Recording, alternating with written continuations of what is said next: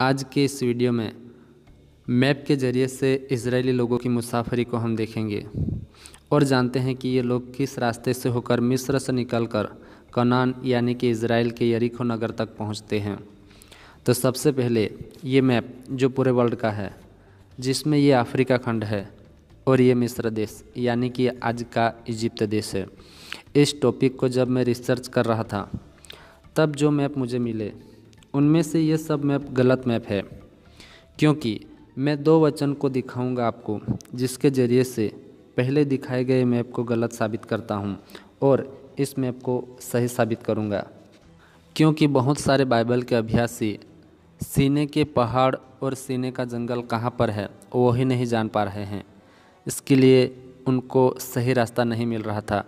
लेकिन आज वचनों के साथ देखेंगे और मैप के ज़रिए भी हम देखते जाएंगे कि सही रास्ता कौन सा है।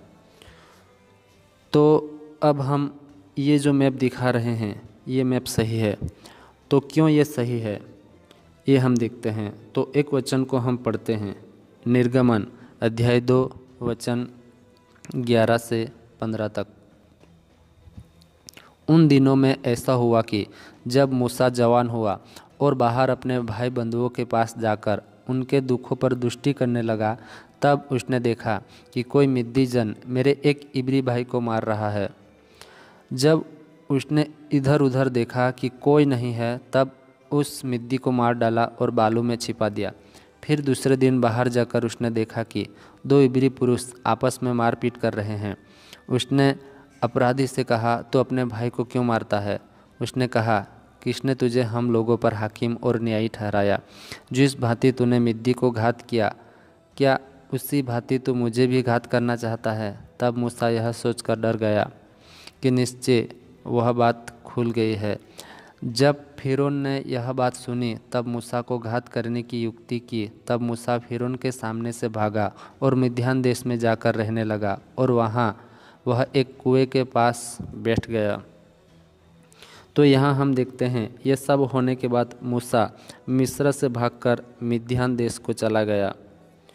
और निर्गमन अध्याय 3 वचन 1 और 2 हम पढ़ते हैं, मूसा अपने ससुर यित्रो नाम मिद्यान याजक के भेड़ बकरियों को चराता था और वहाँ उन्हें जंगल की पश्चिमी और होरेब नाम परमेश्वर के पर्वत के पास ले गया। और परमेश्वर के दूत ने एक कटीली झाड़ी के बीच आग की लो में उसको दर्शन दिया और उसने दृष्टि उठाकर देखा कि झाड़ी जल रही है पर भस्म नहीं होती। जब हमने ये दो वचन पढ़े तब हमें मालूम होता है कि मूसा जब मिद्यान में रहकर अपने ससुर यित्रो के भेड़ चरा रहा होता है, तब परमेश्वर उन्हें होरेब नाम पर्वत के पास ले जाकर दर्शन के साथ बात करता है। और परमेश्वर मूसा से कहता है, मेरी प्रजा की पुकार जो मिस्र के गुलामी में है मुझ तक पहुँची है, तो तू अब जा और उन्हें वहाँ से निकाल कर ला। और इसी अध्याय के 12वें वचन को हम पढ़ते हैं कि मूसा को परमेश्वर ने कहा कि निश्चय मैं तेरे संग रहूँगा और इस बात का कि तेरे भेजने वाला मैं हूँ। तेरे लिए यह चिन्ह होगा कि जब तू उन लोगों को मिस्र से निकाल चुके तब तुम इसी पहाड़ पर परमेश्वर की उपासना करोगे।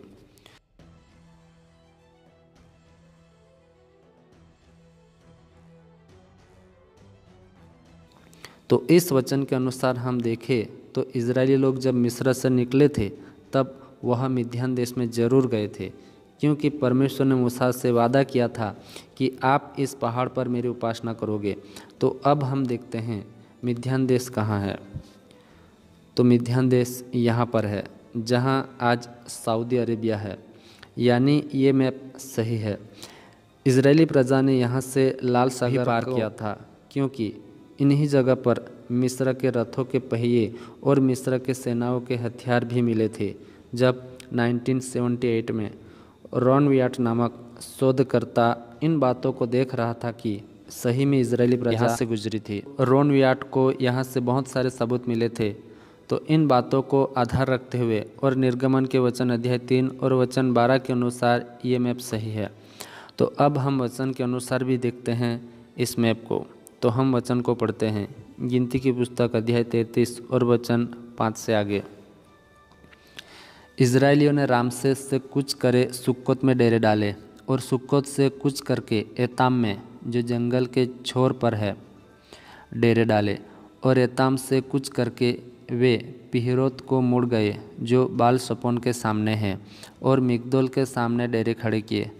तब वे पिहरोत के सामने से कूच कर समुद्र के बीच होकर जंगल में गए, और एताम नाम जंगल में 3 दिन का मार्ग चलकर मारा में डेरे डाले।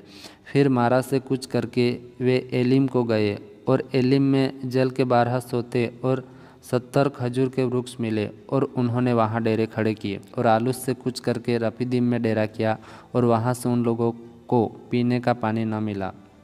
फिर उन्होंने रपीदीम से कूच करके सीने के जंगल में डेरे डाले। जब हम इन सब वचनों को देखने के बाद 15वां वचन हमें बताता है कि फिर उन्होंने सीने के जंगल में डेरे डाले, और परमेश्वर ने वहाँ पर ही मूसा के जरिए उन्हें 10 आज्ञाएं भी दी, और बहुत सारे पर्व भी उन्हीं जंगलों में परमेश्वर ने दिए थे।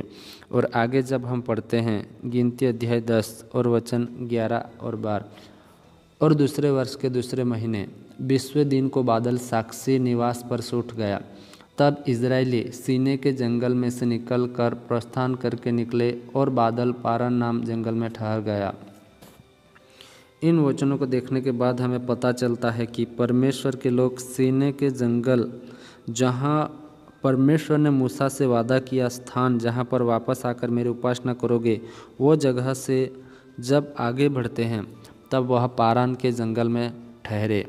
और वहाँ से वापस गिनती अध्याय 21 के वचन 1 से 4 के अनुसार अदोम के बाहर से, और इसी अध्याय के 11वें वचन के अनुसार मोआब, और वहाँ अर्नोन से आगे निकलकर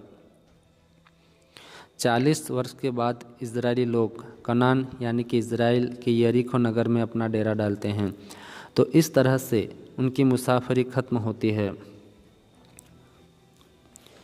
ये पहला भाग था इजरायली प्रजा की मुसाफरी का। आज इस भाग में हमने सिर्फ परमेश्वर के लोगों की मुसाफरी मिस्र से कनान तक की थी, वही बात को देखा है मैप के ज़रिए और वचनों के साथ। लेकिन आगे और भी भाग इन्हीं टॉपिक पर आएंगे, और हम देखेंगे कि क्यों परमेश्वर ने इन लोगों को 40 साल तक पहाड़ों में, जंगलों में से लेकर गया था, और ये सब बातें हमें क्या सिखाती है। तो आज के इस वीडियो में बस इतना ही, और एक वीडियो में मिलेंगे। जय मसीह की। प्रभु आपको आशीष दे। आमीन।